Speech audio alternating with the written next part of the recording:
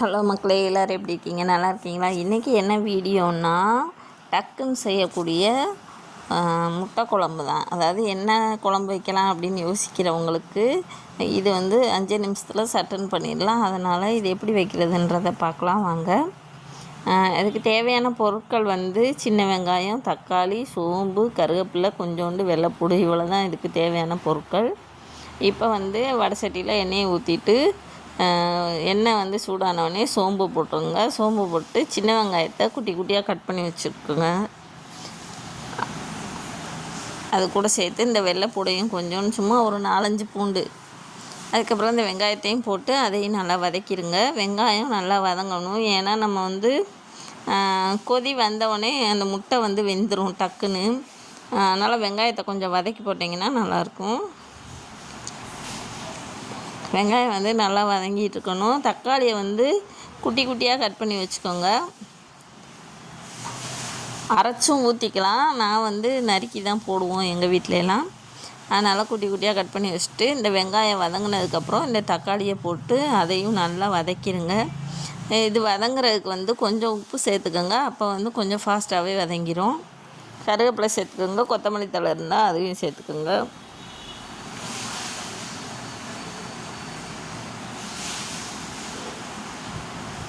வெங்காயம் நறுக்குன்னு இருக்கக்கூடாது, நல்லா வதங்கி இருக்கணும். அதுக்கப்புறம் தான் அந்த தக்காளியை ஆட் பண்ணணும். அப்புறம் உப்பு சேர்த்துக்கணும். நல்லா கிண்டிட்டு நம்மளுக்கு தேவையான அளவு தண்ணியை ஊற்றிட்டு உங்களுக்கு தேவையான அளவு குழம்பு மிளகாய் தூள் சேர்த்துக்கணும். எங்கள் வீட்டு குழம்பு மிளகாய் தூள் நல்லா டேஸ்ட்டாக இருக்கும். அது எப்படி வைக்கிறது, அது எப்படி அரைக்கிறதுன்றதை நம்ம சேனலில் வீடியோ போட்டிருக்கோம். போய் பார்க்குறவங்க பார்த்துக்கோங்க. அது கறி குழம்பு, குருமா எல்லாத்துக்குமே அந்த குழம்பு பொடி டேஸ்ட்டாக இருக்கும். ஒரு குழம்பு மிளகா பொடி அரைச்சி வச்சுக்கிட்டிங்கன்னா எல்லா குழம்புக்கும் போட்டுக்கலாம். இப்போ அந்த குழம்பு மிளகாத்தூள் போட்டினோடனே கலக்கி விட்டுட்டு நம்ம ஏற்கனவே வெங்காயம், தக்காளி வதக்கும் போது உப்பு போட்டிருப்போம். இப்போ அந்த தண்ணி ஊற்றுனதுக்கப்புறம் கொஞ்சம் குடிச்சு பாருங்கள். உப்பு சரியாக இருந்தால் விட்டுருங்க. உப்பு இல்லை அப்படின்னா கொஞ்சம் உப்பு சேர்த்துக்கோங்க.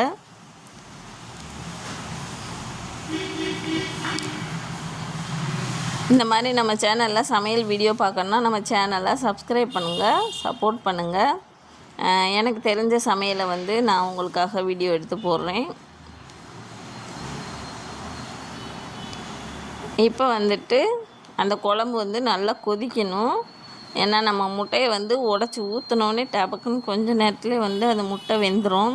அதனால் நல்லா கொதி வந்ததுக்கப்புறம் அந்த முட்டையை உடச்சி ஊற்றினீங்கன்னா ஒரு செகண்டில் முட்டை நல்லா வெந்துடும்.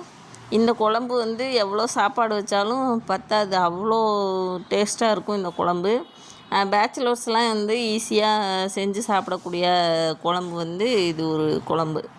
நம்ம என்னடா குழம்பு வைக்கிறது அப்படின்னு யோசிச்சுக்கிட்டு இருப்போம். இதை டக்குன்னு செஞ்சிடலாம் ஒரு நிமிஷத்தில். யோசிச்சு குழம்பு வைப்போம், அது நல்லாவே இருக்காது. டக்குன்னு வச்சா அது டேஸ்ட்டாக இருக்கும். இப்போ தேவையான அளவு உப்பு சேர்த்துக்கோங்க. சேர்த்துட்டு நல்லா கொதி வந்துடுச்சு பாருங்கள். நல்லா கொதிக்கணும். கொதிச்சதுக்கப்புறமா இந்த முட்டையை உடச்சி ஊற்றிட்டு கரண்டியை போட்டு உடனே கிண்டிடக்கூடாது. கிண்டிட்டிங்கன்னா அந்த முட்டையோட மஞ்சக்கரு இதெல்லாம் கரைஞ்சி போயிடும், நல்லா இருக்காது குழம்பு. இதை அப்படியே ஊற்றிட்டு அப்படியே விட்டுருங்க. விட்டு ஒரு 5 நிமிஷம் கழித்து பார்த்திங்கன்னா அப்படியே முட்டை அழகாக வந்துடும். சாப்பிட்றதுக்கும் குழம்போடு சேர்த்து சாப்பிட்றதுக்கும் அவ்வளோ டேஸ்ட்டாக இருக்கும். நம்ம அவிச்ச முட்டை போடுறத விட இந்த மாதிரி முட்டை குழம்பு வச்சா அது ரொம்ப டேஸ்ட்டாக இருக்கும். புதுசாக வீடியோ போட்டுக்கிட்டு இருக்கவங்களுக்கு கொஞ்சம் சப்போர்ட் பண்ணுங்கள். அப்போ தான் எங்களுக்கு தெரிஞ்ச விஷயங்களை உங்களுக்கு சொல்கிறதுக்கு கொஞ்சம் கரெக்டாக இருக்கும். உங்களுக்கு யூஸ்ஃபுல்லாக இருந்தால் அதை யூஸ் பண்ணிக்கோங்க. உங்களுக்கு யூஸ்ஃபுல்லாக இல்லைன்னா மற்றவங்களுக்கு யூஸ்ஃபுல்லாக இருக்கும். அதனால் நீங்கள் லைக் பண்ணிங்கன்னா அது நிறைய பேருக்கு போய் சேரும் இந்த வீடியோ. அதனால் நம்ம சேனலுக்கு ஒரு சப்ஸ்கிரைப் பண்ணிடுங்க.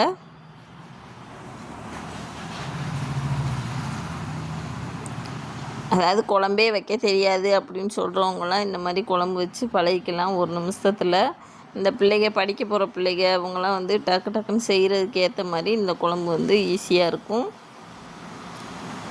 காலேஜ் பிள்ளைங்க அவங்களாம் லேட் ஆயிடுச்சு சமையல் அப்படின்னு குழம்பு வைக்க லேட் ஆயிடுச்சு அப்படின்னா இந்த மாதிரி குழம்புகளை வந்து வச்சு சாப்பிட்டா டேஸ்ட்டாகவும் இருக்கும், டக்குன்னு வேலை முடியும்.